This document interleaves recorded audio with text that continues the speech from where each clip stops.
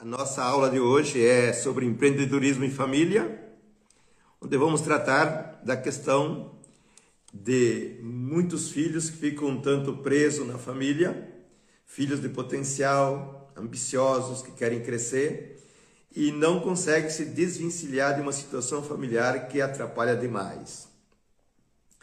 Nós temos que ter presente que nós temos muitas famílias que formam filhos vencedores, empreendedores, grandiosos, mas tem um número de família também significativo que cria problemas nos filhos sem querer e sem saber. Portanto, o que eu tenho encontrado muito no meu trabalho são situações onde um empresário, um empreendedor, um profissional liberal, que pode 3 vezes mais do que ele está fazendo, ele não faz pelos apegos dele com a família e da família com ele. Temos que ter presente que uma coisa é o amor aos pais, o sentimento pelos pais. Outra coisa é o negócio, o empreendimento, a empresa e o crescimento. Então, na minha ótica,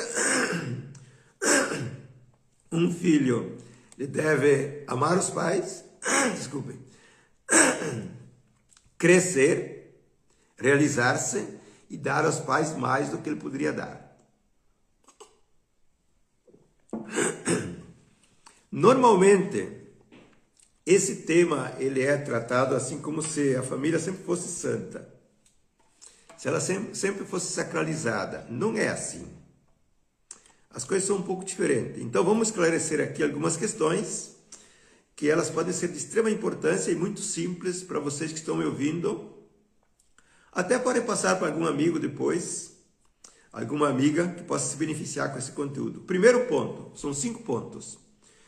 Primeiro ponto é que o filho, que é um potencial diferenciado, ou a filha, que tem sonhos, grandes sonhos, tem ambições, ele deve dar-se conta do seu potencial. Precisa dar-se conta de quanto que ele pode, de quanto que ele quer, de quanto que ele precisa voar. Ele não pode mascarar uma vontade, um desejo, uma ambição, uma força que ele tem dentro. E, de fato, os filhos e as filhas que se diferenciam, desde cedo eles têm noção clara de quanto que eles querem. Veja uma questão. Ser mais ambicioso ou menos ambicioso não faz diferença. Se você não é ambicioso, não é ambiciosa, não tem nenhum problema. Você faz o teu pequeno giro, o teu giro médio, está tudo resolvido. Mas se você tem um potencial diferenciado, um grande sonho, uma vontade de voar como uma águia, você não pode te conformar num nível diferente do que você pode. Então, aquelas pessoas mais limitadas de potencial são igualmente felizes, se realizam no seu giro com mais facilidade, ao passo que as outras pessoas vão ter que fazer muito mais porque eles têm mais. Então, o primeiro item da solução de um grande problema, que é desvencilhar-se de amarras que nos puxam para trás, é dar-se conta do próprio potencial. Segundo ponto, em se tratando de família, é muito importante dar-se conta dos limites dos próprios pais, dos seus medos, das suas comodidades, da sua insegurança, até das suas frustrações. Porque uma coisa é o rótulo de pai ou de mãe, revestido de boas intenções, de ótimos interesses, de ótimos conselhos. Outra coisa é o que tem por dentro daquela pessoa. Então eu uso muito essa expressão, tira o rótulo e veja o que tem por trás do rótulo. Quer dizer, você tem que reconhecer o pai e a mãe que você tem no limite deles. Não queira que eles voem no teu mundo. Também não queira que se transforme radicalmente, porque talvez já tenham 60 e você tem 30. Então, o segundo ponto, para começar a solução de uma independência madura, para que a família ganhe com isso e os filhos também, é que o filho deve dar-se conta dos limites dos pais. Dar-se conta, aceitá-los, esse limite e respeitá-los. Certo? Porque o que se encontra? Muito comum. O filho quer transformar a mãe. A filha quer transformar a mãe. Quer transformar o pai. Quer que a avó pense que nem ela. Quer que o pai cresça, que se desenvolva. Mas você não se pergunta se ele pode ou se ele quer? Sim, é um desejo desse filho, dessa filha, ver o pai realizado, feliz. Ver a mãe realizada e mais feliz. Mas ela quer fazer isso? Está no tempo dela ou não? Então, dar-se conta da realidade concreta do pai e da mãe, dos limites deles, das acomodações, até das preguiças, é muito importante. Porque no final das contas, nós partimos de um berço que se chama família, podemos fazer um giro altamente vencedor, ajudar essa família dentro do possível, dentro daquilo que serve para eles, e nós, seres um pouco águia, seguir em frente para nós realizarmos e para realizar a eles melhor. Então, o segundo ponto, o filho precisa dar-se conta dos limites dos pais. A filha precisa dar-se conta igualmente, certo? E respeitar isso. Não é não incentivar, não é não motivar, mas é não queira que ele voe no teu céu, porque não vai dar, certo? Provavelmente não vai dar. E o terceiro ponto, é preciso entender uma coisa muito séria. Quanto mais o pai e a mãe não se realizou e não se realiza, esse ponto é sério, é cruel. Quanto mais o pai e a mãe não se realizou e não se realiza, mais ele tende a grudar-se nos filhos. É normal, é natural isso, certo? Então, se eu estou falando de famílias problemáticas, certo? Porque, felizmente, a maior parte das famílias deixam os filhos voarem e ajudam a voarem longe. Mas onde as famílias são problemáticas, então nós temos este problema. Por razões múltiplas, o pai e a mãe não se realizou, são boas pessoas, frustraram os próprios projetos, não se realizaram como economia, como potencial, como ambição, e estão hoje um tanto tristes, depressivos, mas de um certo modo eles querem o melhor para os filhos, certo? Agora vocês observem a grande armadilha aqui. Esses pais, eles vão tentar grudar em cima de alguns dos filhos, e vão grudar mesmo, com todas as cartas, inclusive com todos os direitos, com todas as estratégias, em nome de amor, de proteção, de ajuda e de tantas coisas. Agora a gente tem que se perguntar, se você é um grande potencial, se você é uma pessoa que pode fazer um grande projeto, que os pais não fizeram, por múltiplas razões, certo? Será que compartilhar, aconselhar-se, confessar tudo para este casal, será que é vantagem? Gente, uma coisa é o amor aos pais, uma coisa é a afetividade, outra coisa é o sentimento até triste deles não crescerem, mas outra coisa é você estabelecer uma conexão desavisadamente, sendo aconselhado e aceitando muitas das colocações dessas pessoas, que para um empreendedor elas podem cortar 2/3 do seu potencial. Certo? Então esse terceiro ponto, ele diz respeito a com quem eu devo me aconselhar, com quem eu devo trocar, com quem eu devo abrir as minhas coisas, certo? E se vocês observarem com atenção, aqueles filhos que fazem um grande voo, que têm famílias complicadas, certo? Eles escondem o jogo. Eles tratam como família, eles tratam como pai, mas pai é pai, negócio é negócio. Mãe é mãe, dinheiro é dinheiro. Família é família, crescimento é crescimento, certo? Você não pode misturar as coisas.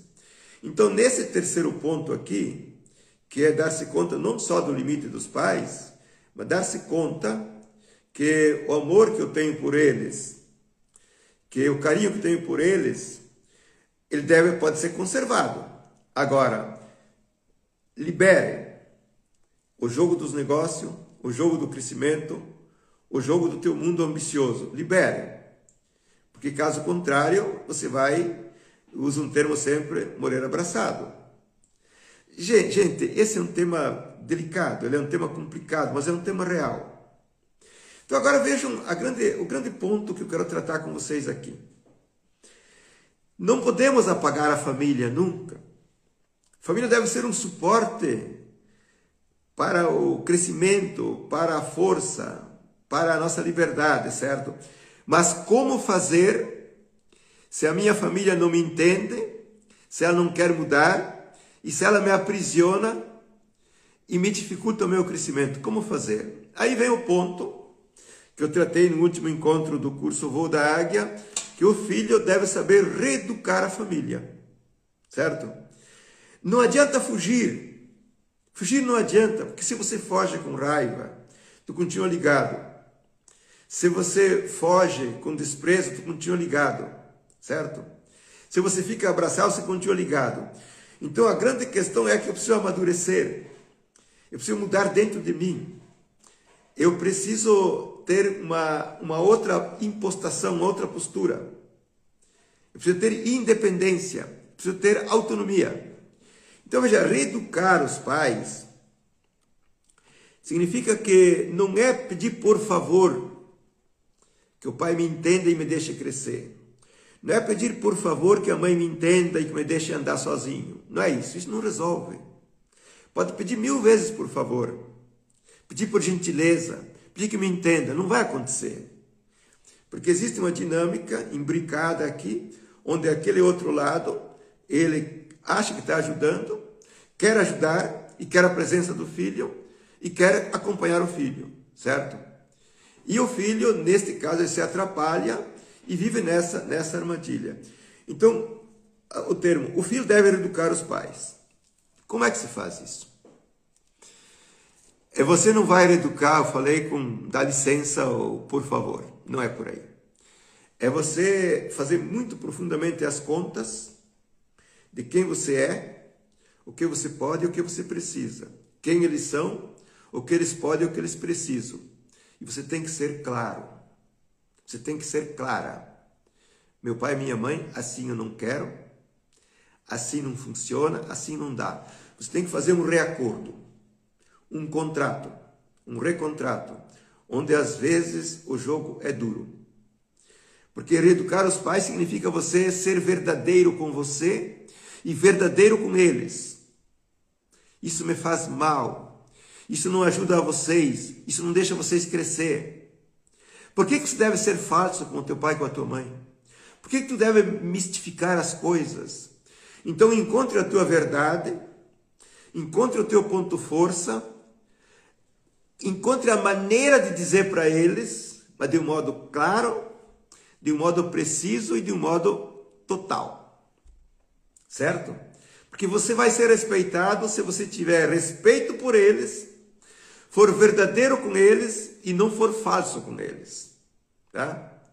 Se você diz, minha mãe, isso me faz mal, não me faz bem. Isso me paralisa, minha mãe, eu não gosto. Isso não me ajuda. Como é que podemos fazer para fazer diferente? Então, esse quarto ponto, que é encontre a tua verdade. Comece a ser verdadeiro com você. Te prepara. Ache as palavras certas. Tenha a postura certa. E diga as coisas com todo amor e carinho. Mas diga. Isso eu não vou mais fazer. Eu não gosto desse final de semana. Eu não gosto desse WhatsApp todos os dias. Eu não gosto dessa cobrança. Eu não gosto que você me faça chantagem. Porque a pessoa do outro lado sabe que está jogando mal. Ou você acha que não sabe? Sabe. Então, se você, na verdade, aceita a imposição de alguém que está jogando errado, ou que está jogando falso, você é cúmplice do problema. Você é conivente com a patologia. Você é conivente com a falsidade. Você é conivente com o não crescimento deles e teu.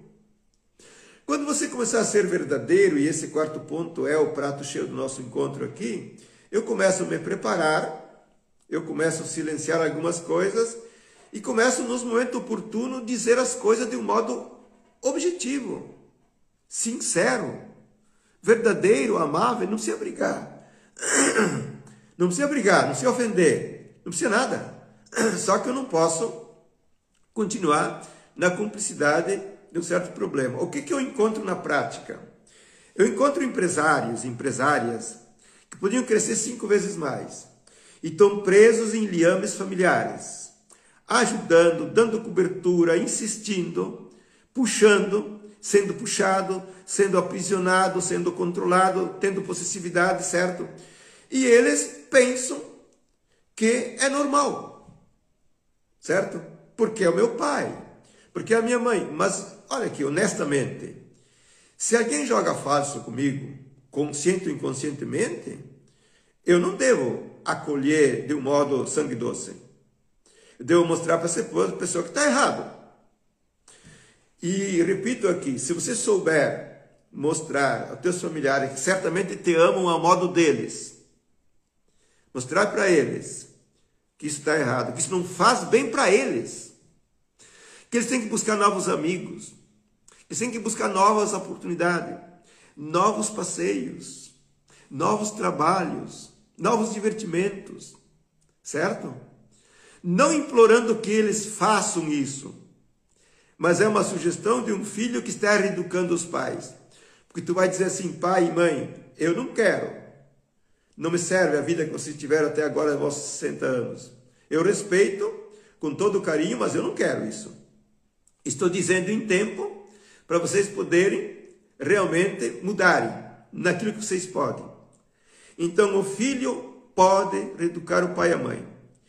E neste caso, gente, essa reeducação, ela se faz numa certa ruptura.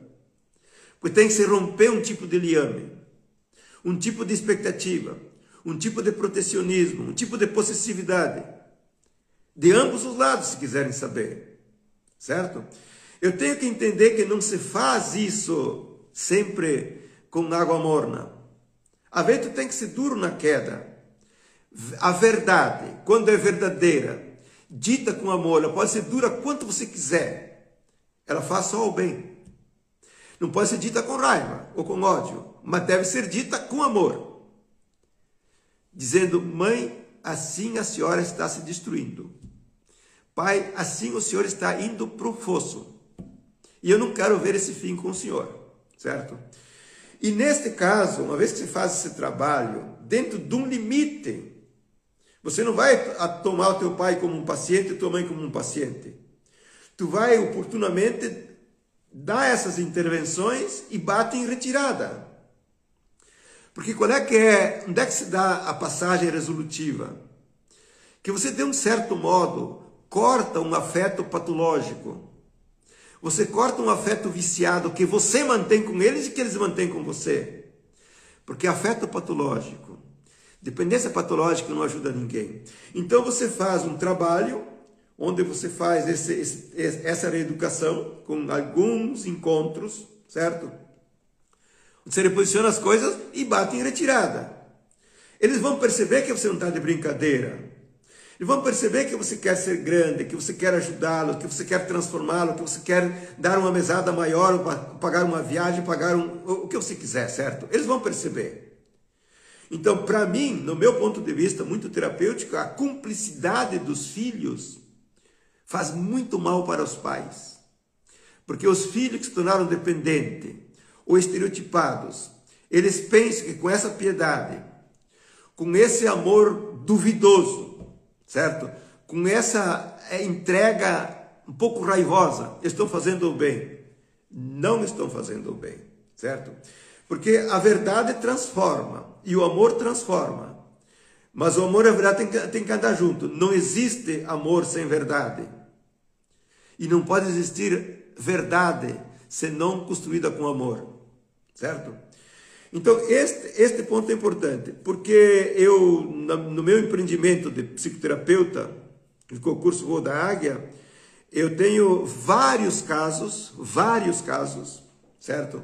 Que nós queremos desmanchar um feudo afetivo, de interdependência um pouco patológica, onde esse filho e essa filha podem 5 vezes mais do que ela está podendo. E isso significa que eu ganho mais, me realizo mais, sou mais feliz, mais satisfeito, satisfeita, e posso ser melhor para eles. Posso dar mais para eles. Eu posso entregar muito mais, mas não com aquela cumplicidade que eu estava referindo há pouco, certo? E eu quero que vocês peguem esse quarto ponto, que vocês o ampliem e o discutam em profundidade, certo? Pode me chamar no direct se vocês quiserem, pode me chamar no WhatsApp se vocês quiserem, para tirar limpo, certo? Que esse é um ponto. Felizmente, as famílias sadias, que são a maioria, elas não aprisionam os filhos, não são possessivas, dói que o filho voe longe, porque é normal, mas se sentem felizes e realizados porque o filho está voando alto.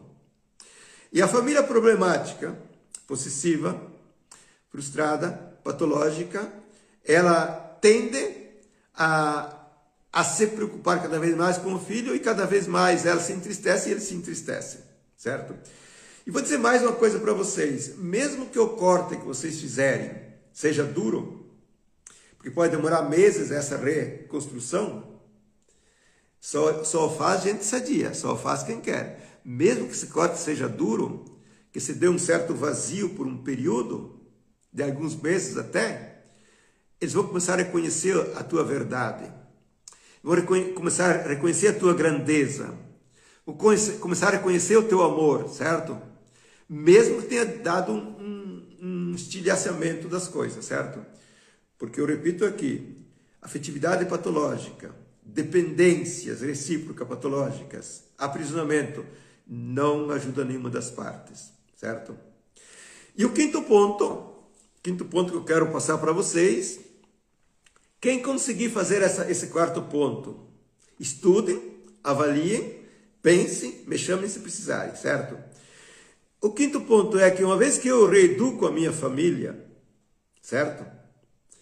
E a família entendeu a mensagem de um modo profundo, eu posso ser o filho que eles sonhavam. Porque no fundo, tanto o pai quanto a mãe sonhavam num filho vencedor. E sonham. É o problema deles que não deixa fazer isso.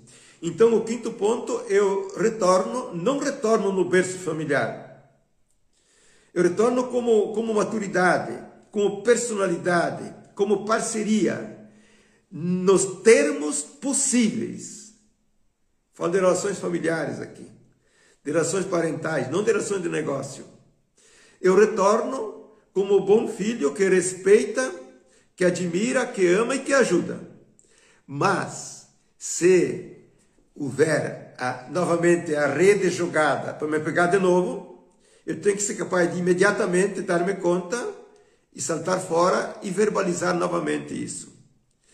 Porque, observem, ninguém de nós vai poder exportar a família para um planeta Marte. Ninguém de nós vai matar a família.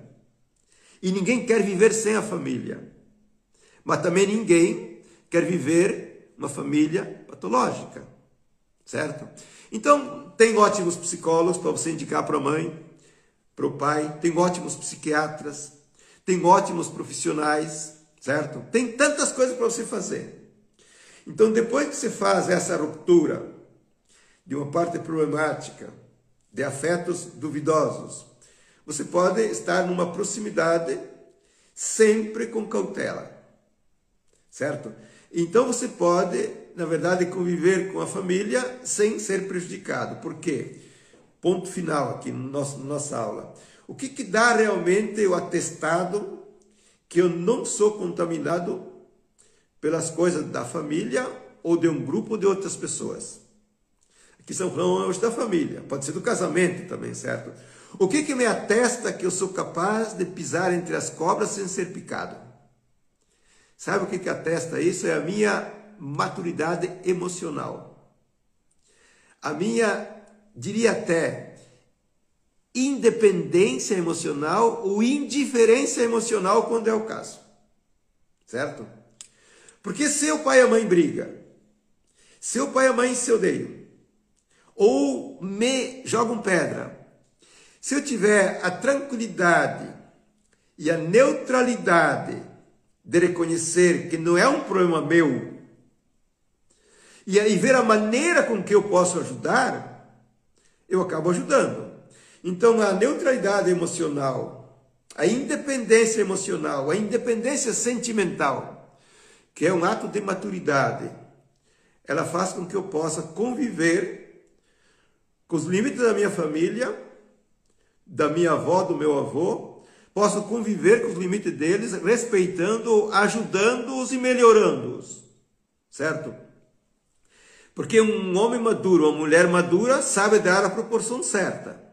Não vai cobrar além da conta porque eles não podem e não vai deixar de dar o que ela pode. Então, no final das contas, se porventura os pais não educaram bem os filhos, seus pais, pelas suas dificuldades, criaram dificuldade nos filhos, depois dos filhos adultos, não é mais um problema dos pais, é o problema do filho. O filho que tem que curar-se, o filho que tem que independizar-se, o filho que tem que autonomizar-se com o respeito que eles merecem. Porque no 4º mandamento da religião católica diz o seguinte: honrar pai e mãe, isso faz bem. Embora que eu não seja um religioso, mas esse mandamento, como todos os outros, são muito verídicos, certo? Então, no final das contas, nós vamos poder conviver com nossos pais dentro dos limites deles, porque nós entendemos. Lembre aquela frase, aos alunos que estão me assistindo aqui, que eu uso sempre: é o burro que pode entender o sábio, ou é o sábio que pode entender o burro? É sempre o sábio que pode entender o burro. Portanto, é sempre o filho que se desenvolveu, que cresceu, que estudou, que amadureceu, que ele pode entender a pessoa que não conseguiu tanto, certo? Tratá-los, respeitá-los e ajudá-los, certo?